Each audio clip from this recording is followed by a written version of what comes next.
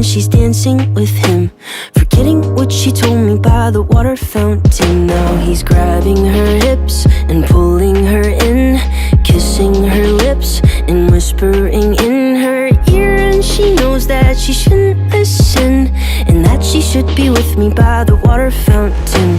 She couldn't be at home in the nighttime because it made her feel alone, but at that time she was too young. I was too young. I should have built a home with a fountain for us the moment that she told me that she was in love. Too young.